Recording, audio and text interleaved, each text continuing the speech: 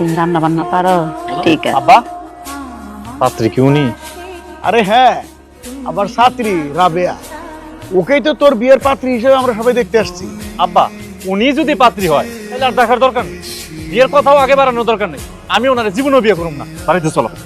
এই এই এই তোরা বাড়িতে চলো মানে কি করতেছিস তুই? কেন বিয়ে করবি?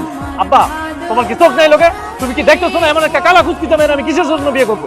আমি একটা সুন্দর হ্যান্ডসাম ছেলে, আমার জন্য কি মেয়ের অভাব আছে? এই কালা মায়ের জীবনে বিয়ে করবো না। চলো এখান থেকে।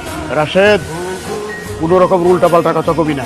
রাবেয়া আমার ছাত্রী, আমি ওর ভালো করে চিনি। ওর গায়ের রং কালো হইলেও রূপে গুণে পড়াশোনায় সব দিক দিয়ে 1 নাম্বার। কোনো ক্লাসে রোল নাম্বার 1 থেকে 2 হয় নাই। ও খুব ভালো ছাত্রী, ও খুব গুণী মেয়ে, সব ধরনের গুণ ওর ভিতরে আছে। এই জন্য তো পুত্রবধূ হিসাবে আমার ওর পছন্দ হয়েছে। ওর গুণ ধুয়ে কি আমি পানি খাবো? আমার কালো মেয়ে পছন্দ না, আমার সুন্দর বউ লাগবে। এরকম